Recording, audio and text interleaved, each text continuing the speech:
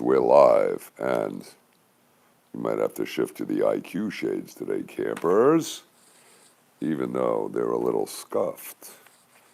I don't know how the hell these things get so beat up. Wow. And smeared. They're smeared. A schmear. All right, so what did I tell you yesterday? I think I said the impeachment was going to be an acquittal. I don't think I used that high-tech word, acquittal. Yeah, 57 to 43. So it shifted by one. Richard Burr, that well-known luminary imbecile from North Carolina, who was the head of the Senate Intelligence Committee, which I find so apropos, the alleged intelligence. I think that existence and position proves my point, doesn't it? Also proves how administrative agencies have usurped the congressional power, and rather than exercising oversight, they exercise, what shall we call that? The whims and wishes of the agency that they are claiming to oversee. Well, now, that was pretty good. That was pre-IQ, wasn't it? Oh, it's going to be a good one, and we're in our Sunday black. And I love when you get an idiot that cuts your hair, and you say, I need my little swoosh. So they cut a part into it, and then they chop it so it's stupid. Thank goodness it grows. We'll fix it ourselves. I've said for years, you know, if you cut your own hair and you screw it up, it grows out in 2 weeks. To really screw it up, you have to have a professional do it. Well, now. All right, so let's see. Trump was acquitted. Oh, good. Richard Burr. Wasn't he the guy on the Intelligence Committee that was tied up with that other lame-ass senator from Georgia who managed to lose, the blonde? And she was also charged with insider trading. And then Feinstein was also charged with insider trading on the virus and the whole Wuhan question.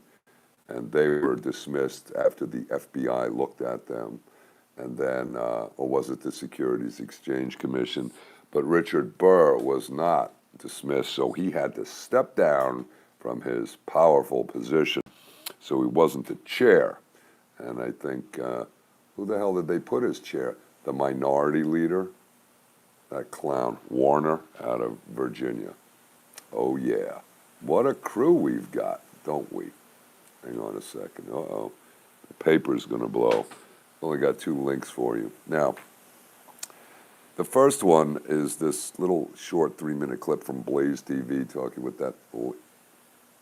The arm isn't laying steady, so it's going to keep moving the camera. Better do injectable Dramamine, campers. Buenos dias, y'all. All right, let me have a coffee and get rolling. I've got Piglet sitting on the porch in the sun waiting for his stroll. So, I've been into a bunch of interesting things, but let's continue with this for a second, then I'll give you an update on what's going on in the background. Yeah, Blaze TV does the little clip of the self-righteous, indignant attorney saying, and this is actually pretty cute, where he's saying, look, you guys agreed we're going to call witnesses, or we're not going to call witnesses. If you decide you're going to call witnesses, then guess what? I need to take depositions. Are you listening? Depositions of 100 witnesses. Yeah, well, technically he's right. I like that. That's the right attitude. And just think of that delicious billable timing. What is that? I don't know what they charge, $1,000 an hour, doing 100 witnesses at 2-3 hours each. That's some juice. Who's paying for that? Well, that would be the defendant pays for that. Well, thank God. When they see Trump come and they go ching ching, Giuliani collects $20,000 a day. And what did he accomplish? And then Mike Lindell does his thing, which I still haven't watched. And at this point, I might not. You know why? Where are we going with that? What's going to happen with that? He puts this up. Social media objects. It sticks it in everybody's face to show how it was ripped off. And the answer is scribble. Nothing. Right? Hang on. Did he put the documents up? Did he put the charts up that we could use? That we could then bring actions? I don't know. I guess I'll never know. And ask me if I care. But he'll sell his pillows. My point is a cogent argument, very compelling argument. Great.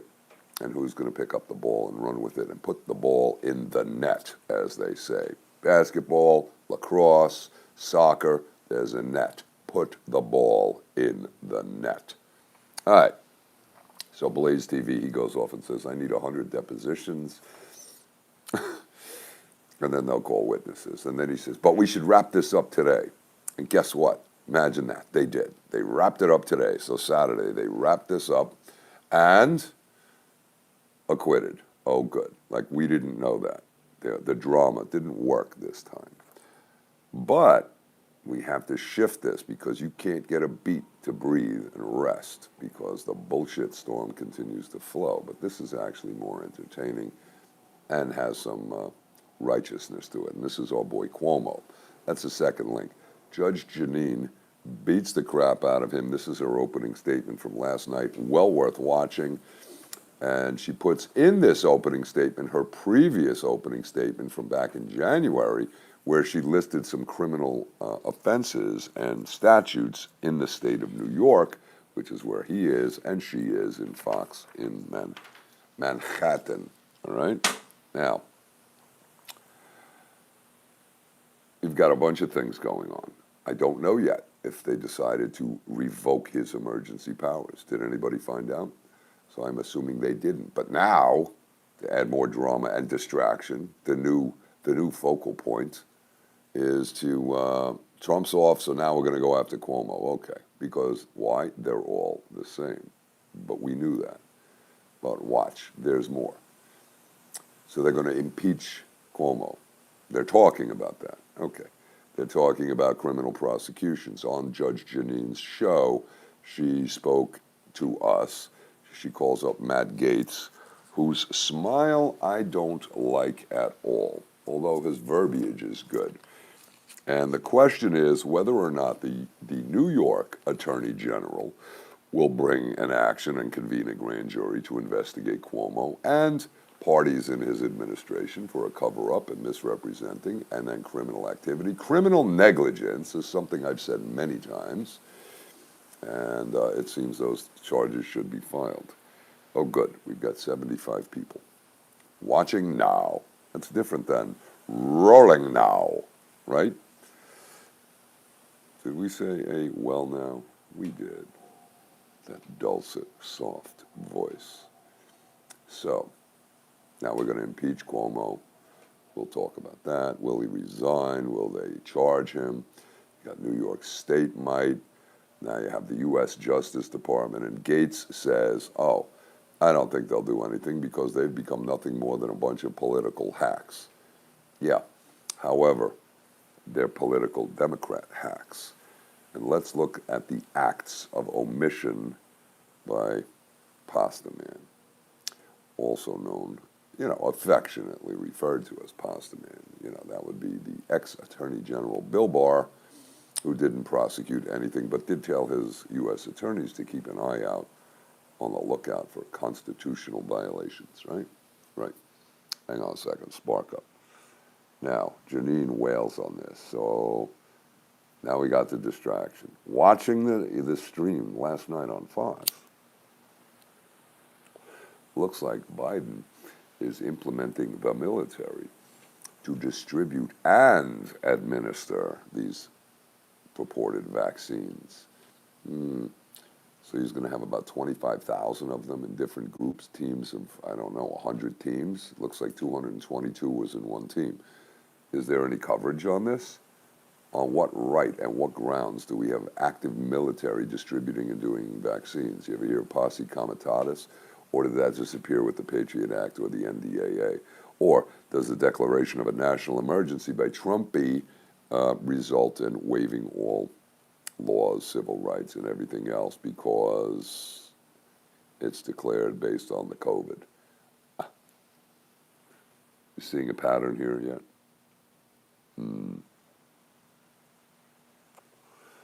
So we've got stuck with Operation Warp Speed and Biden. And whose fault is that? I'll leave it there. We'll leave that as an open-ended question. I think I've made my point. through innuendo. I wish Harry Baby would get this. So it's Valentine's Day. Happy Valentine's Day. My little brother, when I was a kid, used to call it Valentine with an M. Valentine's Day. Happy Valentine's Day, everyone. Last year when we discussed Valentine's Day, there was a very cool video that looked at the history of Valentine's Day, and it went way back to the Roman orgies of degenerate behavior. So that's what we're celebrating, to make sure the shopkeepers have a new means to commercialize and generate revenue from their banker owners. Yes. I don't know, I don't follow these things. Halloween is interesting. That has a whole nother spin to it, but another commercial enterprise. Valentine's Day, another commercial enterprise. I was talking to Jacqueline this morning in snowy New Jersey, pretty funny. I said, you know, I really should do a weekly thing with Harry on his channel so I can speak and support it, because I have much more creative dialogue than he does describing his nemesis friends. Interesting. All right, so where were we? So Sean, I think, was our advocate at the 3-minute clip on Blaze TV, where the title is so pathetic. It says, the defense drops a nuke on the Dems. Horseshit. There was no nuke. It was a threat of reality. And then he whines, because whining is part of the strategy of the victim, and he whines and says, how... Don't handcuff me and say I can't call witnesses. Really? Something like telling them this is this, as opposed to, please, Mr. Warden, be nice to us prisoners. Please, Mr. Warden, don't lock us down in our own houses, right? There's a mindset. Where did they learn that from? Or is this theater? I submit it's theater. So they never did go after calling this whole impeachment a fraud.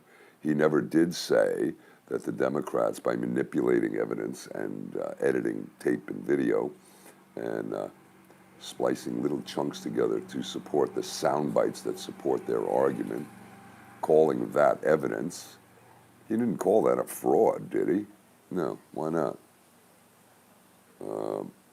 Limited, shall we call it, testosterone? Yeah, no balls is the deal. Same reason Trump left and didn't declare martial law and stop the voting machines from disappearing, stop the ballots from being shredded. Why didn't Sidney name Dominion as a defendant in the case? Co-defendant, co-conspirator. You gotta wonder. And it makes me wonder, right? Right. All right, so that's enough, but check out Janine. She's on it. This is perfect for Fox News or controlled opposition, because they are designed to be Republican television.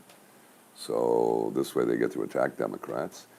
And this actually, and I'll give you some good news on this for a second, that they may not have realized by accident. They might do something good or trigger something good, and I think it does. And it's up to you, campers, to make sure it happens. What she was saying was follow the money. What Gates, her guest, was saying was follow the money. And she's talking about the amount of contributions. This is important. The amount of contributions from hospitals and healthcare industries to Cuomo, right? Now, with that, looks like the payback was the hospitalizations, removed people from the hospitals, put them back in nursing homes. They didn't put them into the ship. The argument is free money to hospitals as payback, as what? Quid pro quo for the campaign contributions. Now, if we follow the money, do we look at other hospitals and see, and states and see, HHS, COVID relief, the testing facilities, the testing tests, the actual devices and processes. Everything is being incentivized. So if we follow the money, we can see that this is an incentivized fraud from the top, from the FT, from the top, fill in the blanks, right? That may be revealed. And as Good Witchy pointed out so well, our incantation back on the new moon, on the eclipse, that said, expose the deception, reveal the truth, may have taken root. Well, now, Cuomo has now been exposed. The truth is being revealed. His actions created the most devastating, most dramatic, most newsworthy and covered crisis worldwide that really fueled the panic, didn't it? Isn't that curious? And Trump, oh, we're going to send the ships. Oh, and in Central Park they're setting up hospitals, and there's funerals, and they what the hell was that crazy little island where they had the paupers cemetery where the unnamed dead are there, and they made it look like fake media, fabricated crap, that those were COVID deaths being buried there because they didn't have room. Crisis, panic, drama. Sound like this was engineered to you? Expose the deception, reveal the truth. Be careful what you wish for, it might come true. Well, now. Fun stuff, campers, on this happy Sunday. So, spent an hour and change talking to Andy last night. This is our segue. Talking about microphones, so I'm going to order a new microphone. And I did dig one out of the closet. I have not a Shure mic, what the hell is it? Audio Technica. It's pretty good. I didn't like the tone. I'm going to grab the one that he's using, which is a Q2U or QU2 or something like that. It's got a Q in it. And I like the tone of that. We'll try it. If I don't, it's going back. I'm going to get a boom arm. Then I had, I did audio engineering. I didn't get a degree in it. I got a certificate, so I understand how to work a board. I did that, years ago prior to digital. I think we were working on 16-track boards, right? So the bottom line is I had to tell him some stuff, and I think I might even get a little mixing board and figure out which one, and I could play my music and my guitar through the computer and or record it. I don't really want to play the guitar through the computer, but you could record it in there, whatever. That adds an extra benefit. You can have several channels. Now, I had to turn him on to, because of my knowledge of internet marketing, which I never accurately pursued, about webinars. Now, I remind you, the long-term campers and viewers here, that I said several years ago, it's idiotic to work on YouTube and say, hey, I'm building a house on somebody else's property, and then they cancel you. The main guy that comes to mind is Lee Stranahan, right? They just slammed his channel a couple of years ago and took I don't know how many years of work and his research and just disappeared it, right? And they've done it to many others, but they enabled the Q supporters to create that Bolshevik Operation Trust. They made a lot of money doing that, so it was a cottage industry, okay? And then they took it down so you could feed that false narrative, that psyop, and say, see, they wouldn't have took it down unless it was true, unless they planned that story. Duh. Be prepared to be betrayed by those you trust most. Or was it be disappointed by them? Just saying. But no, keep believing it and keep following it and keep coming up with excuses and keep wondering why all of these questionable things that could go either way, that they're not intentionally inserted by this monstrously wealthy, monstrously competent, monstrously expert intelligence community that has been running this kind of crap for many, many decades. Just a coincidence that happened. So they killed everybody's channel, and then they say, look, we're the victims. That proves we were over the target. We must have been telling the truth. That's why they attacked us. Did it ever dawn on you that they set that up in order to say, remove them, to make it look like they were over the target, to get more people to buy into the bullshit, to do nothing to placate, to pacify, and to slow down any reaction. Because if your reaction is too slow, you miss the ball. Pitch comes in, goes by, then you swing. Oops, missed it. Know what I mean, Vert? All right, so we talked about webinars, and I ran down a bunch of different things. Kajabi as a training program.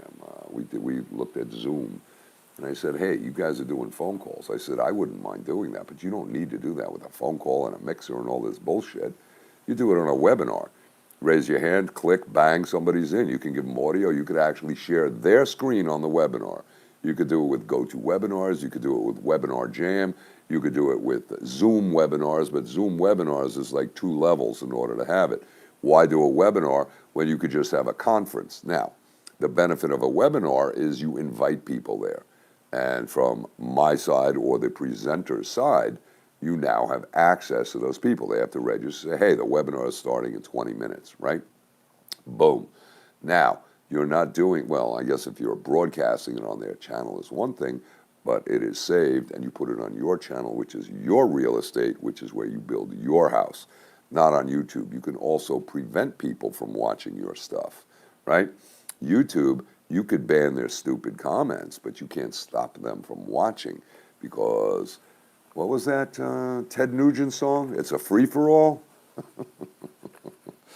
Yeah, he did a wild song. I saw him live a couple of times, Ted Nugent. Yeah, he played once as with Lynyrd Skynyrd. That was about 2 weeks before the singer died on Lynyrd Skynyrd. He was pretty drunk. I was in the second row. I was drinking a beer. I said, hey, man, hand me a beer. He didn't like that idea. What a shit. Why didn't he throw me a beer? Outrageous.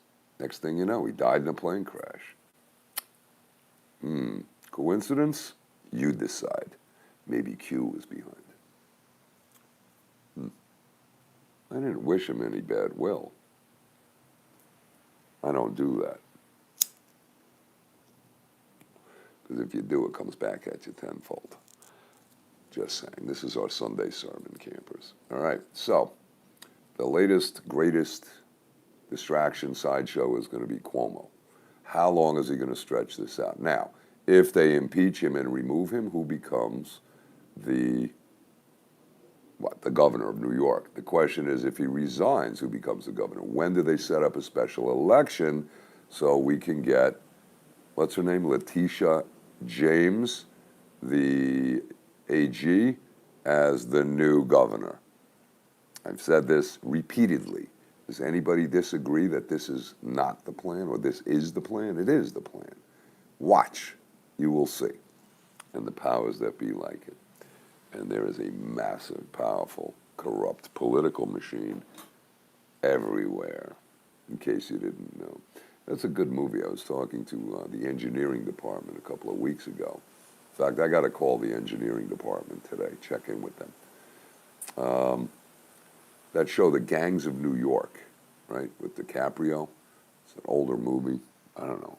But that shows New York right around the time of the Civil War and the corruption and the Irish influence in there and getting into City Hall. Great film, worth seeing. What changed? And it's not about New York, it's everywhere. Look at Chicago. And Newsom, California. Let's see, it looks like they have enough, just do some current events. They have enough signatures now to do a recall. Oh, good. Let's see how that goes. What machines are they going to use to count the votes? This whole thing is so shit. It's exhausting, don't you think? All right, so that's what we got. There's an interesting question about tax sales on real estate I got from one of our viewers. And if they sell the property for taxes for $500, they didn't notify them, or they did. The question is, how do you get the property back? Well, it depends on the state, right? Normally there's a thing called the right of redemption. And there's a tax lien and then a tax sale, and then there's cottage industries and buying tax liens. But I will tell you, there was a case recently up out of Massachusetts that said, no, that's no good. If you've got a $500, $1,000, $2,000 tax bill, and you've got a $200,000 house, and it's free and clear, and they sell it for that, that's essentially stealing the equity. So whoever buys that deed at a tax sale, buys the tax lien, or buys it at a tax sale or auction, just got all of that free equity. So it's a great deal for them. But what about the person who owns it? And the state is condoning this, and are they not now colluding with or collaborating with a theft? So it was an interesting case. I read it, part of it, and I didn't follow it, but now that kind of kicks in right here. So you have an argument there, even though Massachusetts wouldn't be controlling in another state. But it's like, how can you have a tax sale? I'll use this as an example. If you have a judgment against somebody in civil court, for whatever, pick a number, right, 20 grand, and they don't have the money in the bank account, you can't glom it, there's no insurance. So you go and you sell their car. Okay, the sheriff goes, picks up the car, and tows it away, and then sells it at a sheriff's auction. Now, let's pick a number. Let's assume the car brings in more than the judgment. Well, they're going to eat up the fees and the extra with the sheriff's fees, the auction fees, and all that crap. But let's assume that there's a huge overage. They're required to give the overage back to the defendant, right, the judgment debtor, and say, hey, we're not just stealing your stuff and selling it for pennies on the dollar. We're selling it at fair market value in an auction, and anything over you get back. Well, that should be the same thing on a tax sale. How dare they say, okay, you owe us $1,000 and you're losing $200,000. Then you have the whole question of notice if you knew it was there, and why didn't you pay it? Well, if you didn't have the money, you couldn't borrow it. All right, you get jammed up. That could be. But that doesn't and shouldn't. It's inequitable, right? And those who've been paying attention know you have law and you have equity. It goes back to Old English. And equity those were the church's courts in order to avoid paying taxes to the king. The bottom line is real estate in particular got transferred into the courts of equity. And the reason is, so they created trusts. You create a trust which separates legal and equitable title. So legal title is in the church, which doesn't pay taxes. Equitable title, which is the right to use and enjoyment of the property, is held for, the old homeowner. So they get the use and enjoyment of the property. We'll call that a life estate, right? Or a trust, and it can transfer. And there's all kinds of new rules, and it went back and forth and back and forth. Fascinating bit of history. Now, equity does which must be done. If there is no adequate remedy of law, or at law, like money damages, then what happens? You go into equity, and you have to obtain the equitable jurisdiction, and that's when you have to use those magic words to create basically an incantation to establish the equitable jurisdiction of the court. You do, and then most lawyers don't get it, and they don't practice their equity properly, right? They're interested in their fees. And Debbie, what about the rules? Okay. Once you're in equity, it's very powerful, a lot of latitude of the judge, and it's important to guide the judge and suggest the proper remedy. The other side might argue against it, but they lose. So the argument is this. Equity says, you are going to sell me this property. There is one property like this on the planet. The guy breached the contract. I need that property. He breached. That's called specific performance. The court will order him to convey title. And if he doesn't, go to the tower and stay there until you obey. That's an injunction, right? Injunction, court order, same thing. Enjoined to do something, compelled, mandamus, whatever you want to call it. It's the same concept. An order. If not, you have the contempt citation. Go to the tower and stay there. All right. Real estate. I'm looking out the window here. I don't want to get distracted. This is important. So in this instance, you would argue, hey, my property was taken by the state and I wasn't compensated. Doesn't that violate due process? No property will be taken without due compensation or just compensation. Same argument I made months ago about them shutting down your business. Hey man, you shut down my business, you just bought it for the value the day before you shut it down. Okay? Some people are making that argument. Due process. That's that. Now, in this instance, when somebody sells a house for a tax lien for $500 and you lose $200 or $199,500, right, minus fees, where'd that money go? That's unjust enrichment. So, the powers of equity should control. And that's the only general legal principle I will give you on this instance. All right? All right. I sent our camper a couple of links to look up the statutory provisions in that state. And they said they were going to give me a tip. They'll give me a tip. Support the channel. All right. We'll see you all later. Thank you, campers. I put in the PayPal. I put in the Patreon. I think I'm going to do a show tonight on the FJ channel because that'll be our Sunday night sermon. And we'll do a Let's Review episode there. Anyway, we're looking at new technologies. Episodes, we're talking about webinars, audio books, interesting. A lot of interesting stuff. I got to clean up the computer and take some, excess data out of there. That's crap. I need to put it to back out or delete it. With all the videos I downloaded, sucks up a lot of space. And I got a lot of crap in there. So I want that bad boy running smooth and clean. All right. If you like the thinking, give it a thumbs up, leave a comment, and subscribe.